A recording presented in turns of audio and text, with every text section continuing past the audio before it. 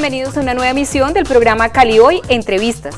En nuestro tema central hoy abordaremos el acoso escolar.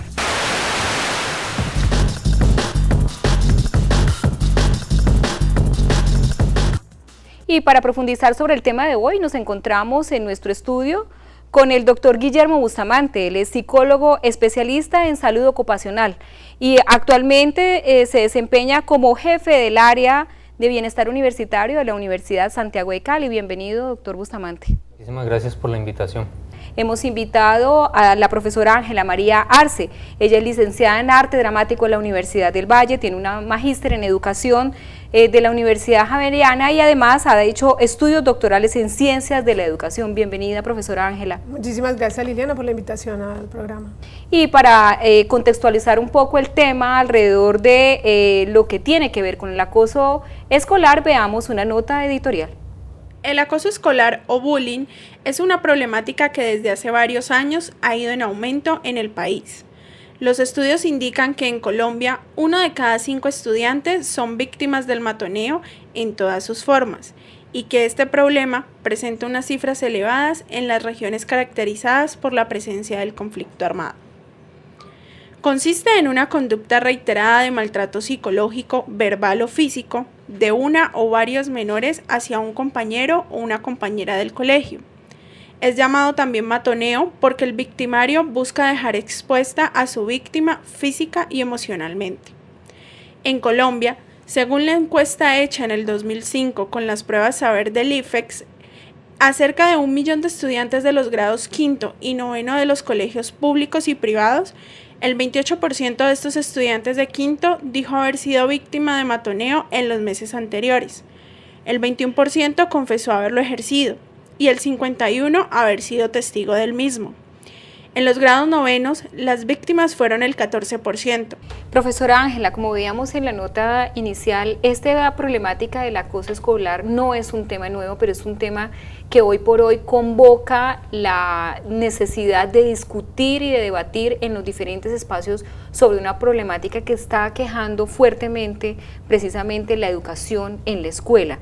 ¿Cómo abordar este tema? ¿Cómo caracterizar el tema del acoso escolar? Caracterizar el tema del acoso escolar, pues es una tarea que se ha venido haciendo en los últimos años, dadas las consecuencias que está teniendo en este momento, porque ya pasó de ser el simple juego del salón de clase a tener unas consecuencias reales, como suicidios, como retiros del colegio, agresiones, en fin, una cantidad de problemáticas asociadas a la violencia.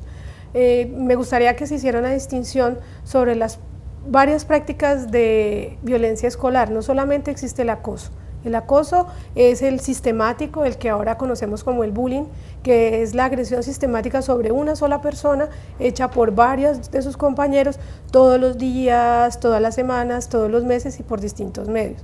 Pero también al interior de la institución educativa hay otro tipo de violencias que son ocasionales y que también pueden derivar en acoso escolar.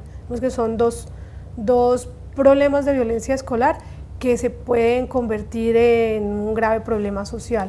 Pero con respecto a este que usted menciona como tipos de violencias, ¿cómo diferenciar las unas de las otras? Cuando se encuentra un estudiante que está siendo sometido a acoso escolar es solo sobre él. Ajá, pero también está la ocasional, el que pasaba por ahí y le cayó la pepa de mango en la cabeza, por ejemplo, que es un acto violento o una tirada al azar. O cuando ocurre un robo, que también es al azar, no siempre es al mismo, sino que es al azar, alguien dejó descuidado algo y se le robó, que también es una práctica de violencia al interior de la institución educativa entre pares. Estamos hablando nomás de la relación estudiante-estudiante. Frente a ese tema hay un asunto interesante y es que generalmente asociamos el tema del acoso o de las prácticas de violencia entre pares, entendiendo la relación estudiante-estudiante. Pero en ese ámbito escolar, pues no solamente se establecen relaciones entre los pares estudiantes, sino hay una relación con una comunidad estudiantil donde también hay una relación con profesores, con padres de familia y con otro tipo de personas que hacen parte de la institución. ¿Allí también se pueden dar este tipo de prácticas de violencia? Claro, indudablemente el trabajo de la escuela en este momento, en este siglo XXI, es repensarse como escenario también productor, constructor y perpetuador de la violencia. Indudablemente las prácticas escolares tienden en algunos momentos a establecer entornos que propician el ejercicio de la violencia. Doctor Bustamante, un estudiante, digamos, está dentro de un escenario educativo y va con el propósito precisamente de adquirir nuevos conocimientos, de construir y desarrollar su personalidad, lo que tiene que ver con esos conocimientos que van a ser útiles para la vida. Pero ¿qué implicaciones tiene para un niño que está, o un adolescente que está en ese proceso de formación, ser sujeto o objeto, que también puede ser, de este tipo de situaciones, ya sea de prácticas violentas o de acoso particularmente? Bueno, básicamente este tipo de situaciones afectan de manera directa el comportamiento y el desempeño de este niño o de este joven. ¿Qué ocurre? Cuando no están dadas las condiciones necesarias para poder desempeñar su actividad académica, el joven va a empezar a presentar dificultades en su desempeño. Entonces ese niño o adolescente que vemos que empieza a tener problemas en el rendimiento académico, bajas notas, es ese niño o ese adolescente que empieza a no querer ir al colegio o no querer ir a la universidad, porque cuando hablamos de acoso escolar también lo podemos llevar hasta el ámbito universitario. Entonces empezamos a establecer como una serie de características y de reacciones de parte de él. Allí en ese caso los padres y los educadores tenemos que estar muy atentos en el ejercicio, en la lectura de cuál es el comportamiento de ese estudiante, para poder obviamente entrar a brindarle el apoyo que él necesita. ¿Cuáles son digamos, los casos más comunes que uno puede encontrar de intimidación que se hace, digamos, hacia, por ejemplo, en este caso, puede ser hacia un niño o hacia un grupo, porque a veces ese tipo de prácticas no se da solo con una persona, sino que puede ser ya dirigida a un grupo? Bueno, las principales acciones que evidenciamos allí pues son la violencia, lo que decía ahora la profesora Ángela, que está el estudiante y cuando menos piensa le cae la pepa de mango, eso es un acto violento. Está también la parte de la agresión verbal, esa agresión donde a través de lo que se le dice a ese estudiante se agrede su integridad, ¿sí? Y está ya ese tipo de acción que es la discriminatoria o la que aísla al estudiante. Y es que el grupo o el grupo acosador toma la iniciativa de aislar a ese joven. Entonces no te hablamos, no te determinamos, no te invitamos. Eso es una forma de acosar a la persona. ¿Por qué? Porque es un estilo de agresión hacia ese estudiante. ¿Creen ustedes que tiene algún tipo de incidencia la procedencia, ya sea de algún lugar en particular, de una región, la raza e incluso el género cuando este tipo de situaciones se presentan? ¿Inciden eso como variables? Pues inciden como variables en términos que otorgan el pretexto para poder molestar, el pretexto para poder acosar. O sea, digamos que da la pauta para poder, si vamos a hacer un ejercicio discriminatorio, entonces podemos molestar al que venga en situación de desplazamiento, viva en situaciones de desplazamiento, al que no tenga el poder económico para comprar determinados útiles escolares. Está la opción de el pretexto de discriminar a quien sea homosexual, está el pretexto de discriminar a quien tenga problemas del lenguaje o problemas del habla, o que pertenezca a una comunidad racial diferente a la que opta por ejercer ese acoso. Más que incidir, lo que brinda es el pretexto.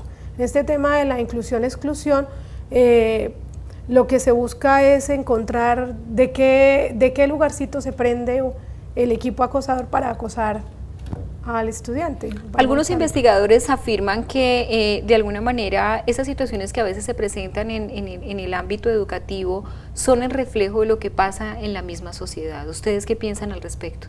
Yo pienso que es muy acertado. Si nosotros nos vamos a una institución de educación, es un pequeño núcleo social dentro de un núcleo social mucho más grande.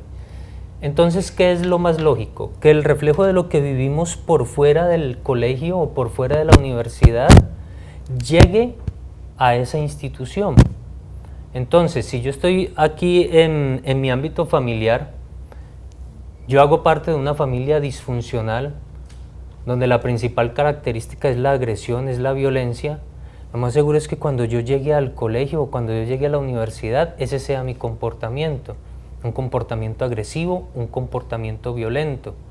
Si yo constantemente estoy viendo a través de la televisión, por ejemplo, las novelas, las películas, y estoy recibiendo ese mensaje de que el éxito se puede lograr a partir de la violencia, de abusar, de pasar por encima del otro, lo más seguro es que yo lleve eso al colegio. Y allí veamos un reflejo de esa situación. Pero antes de continuar con el tema, vamos a un breve corte y ya regresamos.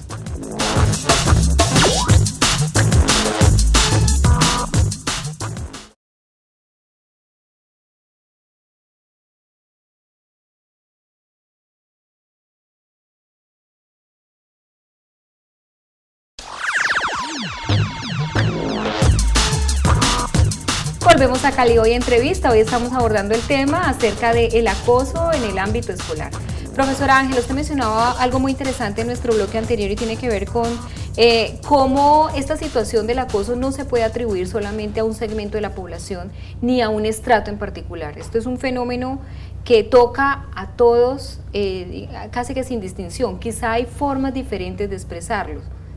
Sí, indudablemente en la distinción colegio privado, colegio oficial, un ejemplo, los ejemplos casi todos se muestran de los colegios oficiales y se asocian a la barriada, se asocian al poder económico escaso, pero para hacer un ejemplo hay dos instituciones educativas de la ciudad de Cali de carácter privado que han, digamos, elitizado sus prácticas de violencia escolar y se han citado en la excursión de 11 en San Andrés, para tener una gran batalla campal a propósito de un problema.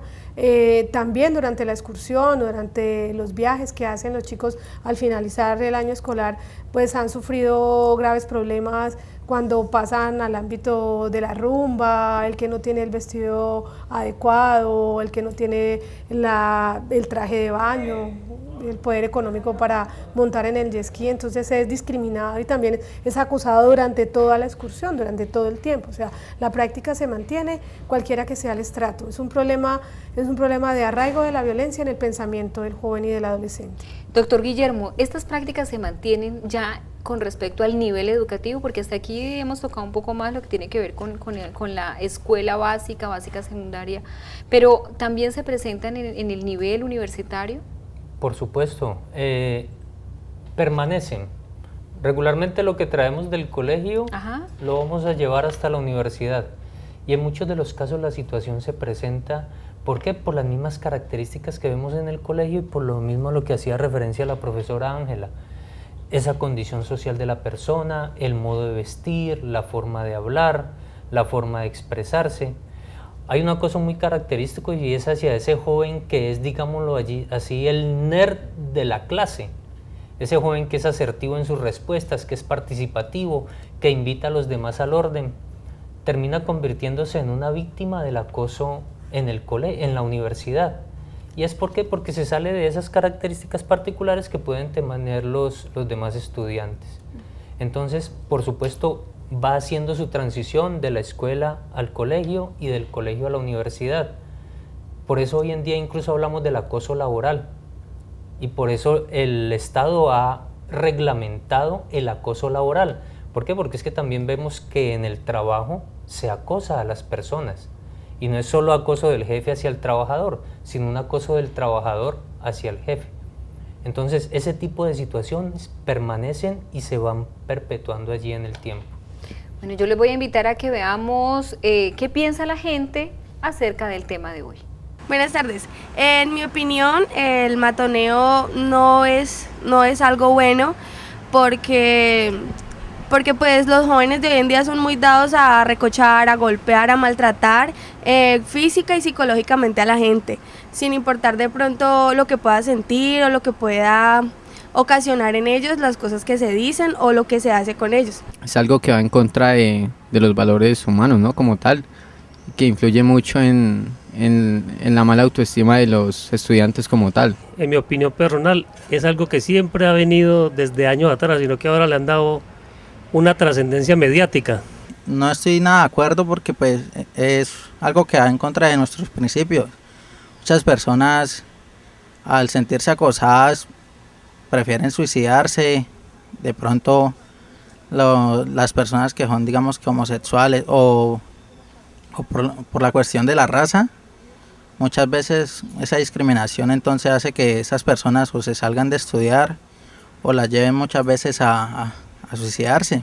Pienso que se debe como analizar desde los hogares, porque yo pienso que el acoso siempre empieza es como desde el hogar.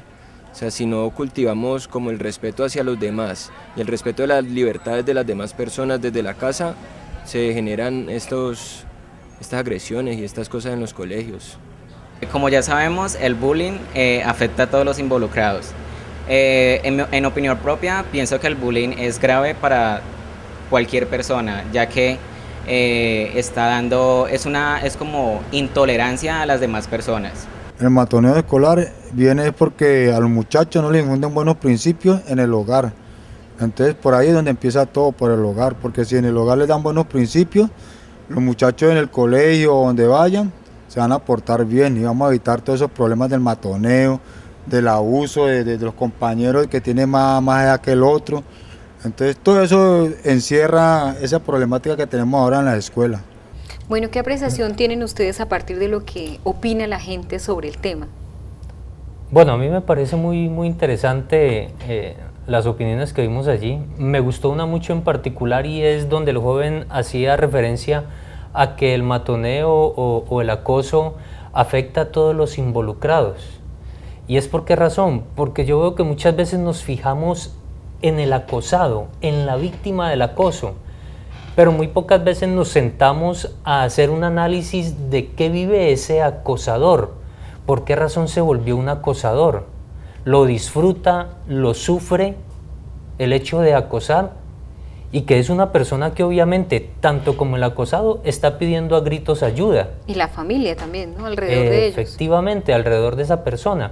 Entonces, la mirada es como ver los dos polos de la situación, ver ese acosado, esa víctima que requiere ayuda, pero también podernos centrar más en ese acosador que también obviamente requiere de un apoyo y de un acompañamiento.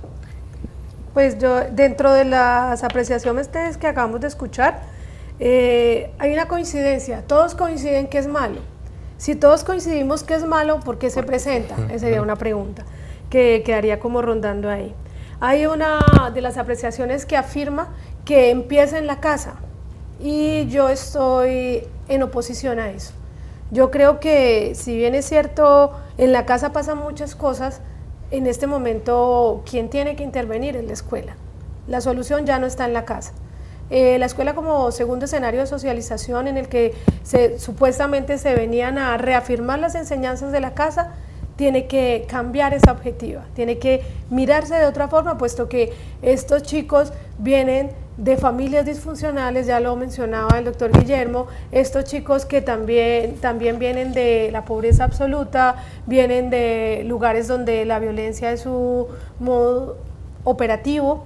Entonces yo creo que cuando el entrevistado dice que empieza en la casa, yo pienso que empieza en la escuela, la responsabilidad de resolver el problema, que para todos está bien dicho que es malo, incluso para los mismos estudiantes. Es una investigación que se adelantó recientemente, todos los estudiantes saben que es malo, saben que está mal hecho, pero no tienen una alternativa que les permita hacer conciencia de cuáles deben ser sus prácticas de cuidado, tanto personal como el de los otros. Y adicional a eso, la institución educativa también propone espacios que reafirman esas condiciones de violencia. Y que validan a veces. Y que las validan también. El profesor que pasa y ve a los estudiantes jugando tapón, que es un juego con una moneda, y que el que la recoge, el que más patadas pueda recibir, y el profesor pasa de lado y les dice, yo jugaba eso también y yo siempre recogía la moneda. Y cuando uno habla con el estudiante le dice, no, es que yo estoy recogiendo la moneda y no me importa que me peguen porque es que me voy a comer una papa con un combo papa, que es una papa con un chorizo en el recreo, o sea, en el descanso, es una cosa ahí como que uno lo hace por hambre, como el otro que por se diversión, justifica, o como que no hay problema. Allí hay una cosa. Lo otro es que la institución educativa está requiriendo y demandando un apoyo y un acompañamiento de un núcleo familiar que pues, en principio no existe y en segundo pues no tiene tiempo. Es decir, el nuevo siglo y desde el siglo XX ya veíamos que todo el tema de la vida laboral no permite que haya acompañamiento para los jóvenes. La responsabilidad está allí, las 6 horas de estar en la escuela tienen que ser las 6 horas mágicas donde el estudiante puede llegar a generar el cambio. Bueno, pero antes de continuar con el tema, vamos a un breve corte y ya regresamos.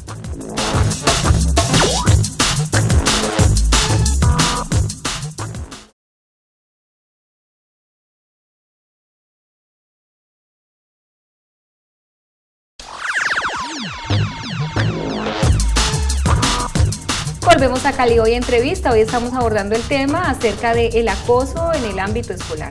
¿Qué competencias y qué características debe tener un profesor para hacer un abordaje adecuado frente a situaciones como estas que se pueden presentar? La violencia es un constructo aprendido y es un constructo heredado. Y en esa perspectiva de enseñar a desaprender la violencia, el docente debe recuperar la pasión por enseñar y debe formarse todo el tiempo.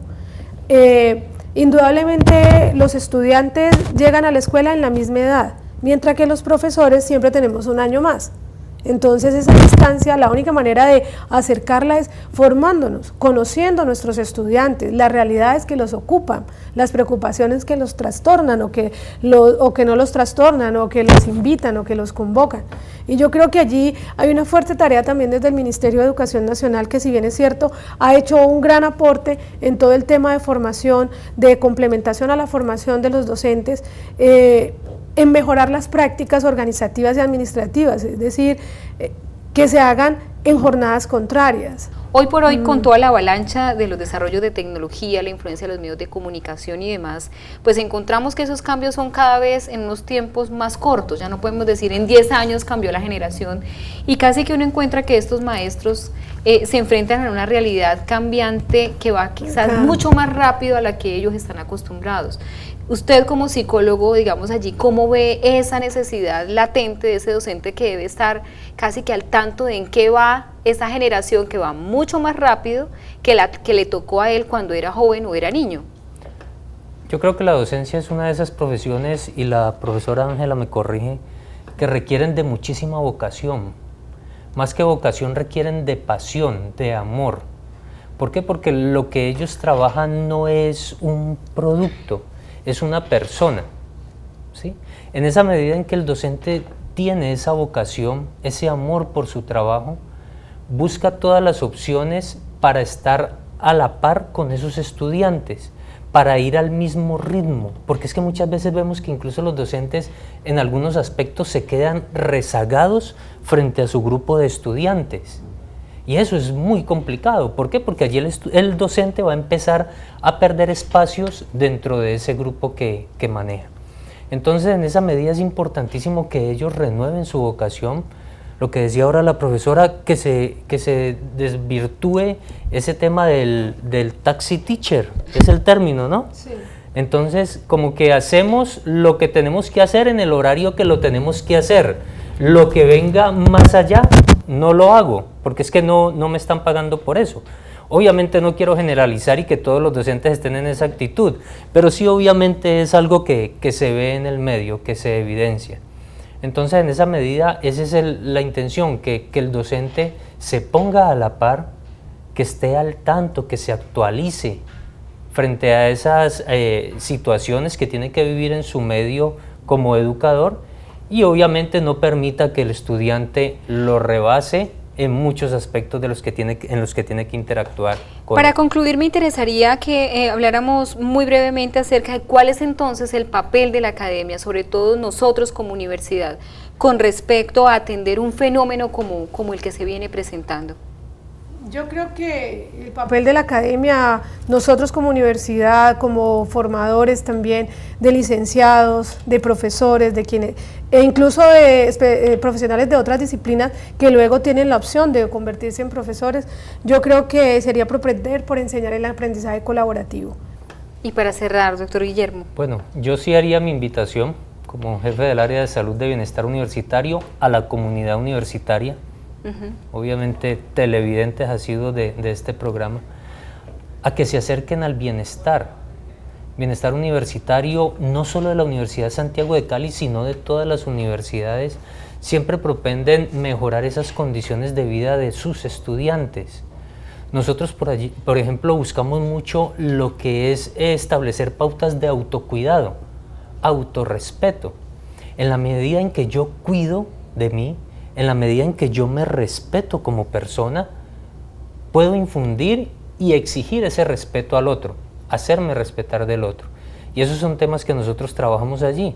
Trabajamos mucho el tema relacionado con resolución de conflictos, relaciones interpersonales, que son una serie de elementos que nos pueden ayudar mucho en el ámbito académico, en el ámbito universitario, a mejorar esas relaciones que tenemos con los demás.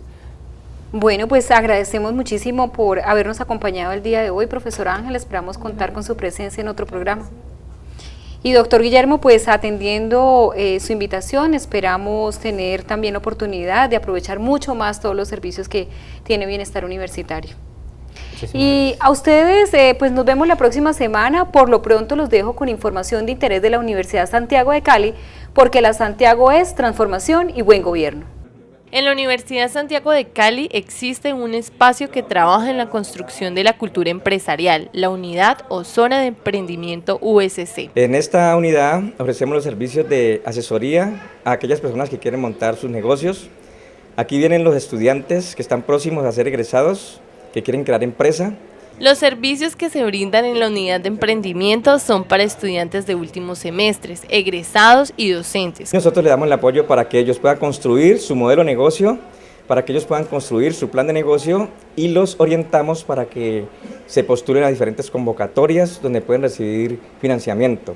Esta unidad, adscrita a la Facultad de Ciencias Económicas y Empresariales de la Universidad Santiago de Cali, genera e impulsa programas de formación que ayudan a fomentar la creación de empresas gestionadas por grupos especiales de la población, enfocando esfuerzos hacia la integración de los miembros de diferentes facultades con el fin de implementar conocimientos, formulación de planes de negocios viables económicamente y sostenibles. Sebastián García López, ingeniero comercial, es uno de los egresados vinculados a la unidad de emprendimiento con su plan de negocio. Estoy desarrollando la empresa Global Net Marketing, que se dedica a comercializar productos a través de un sistema de redes de mercadeo. Para poder acceder a este proceso se debe asistir a unas charlas informativas sobre la unidad, inscribirse, participar en talleres, asesorías y participar en eventos empresariales. Pueden venir aquí a la oficina de emprendimiento que está ubicado en el bloque 1, oficina 311, o sea, piso 3, y aquí se inscriben a un proceso.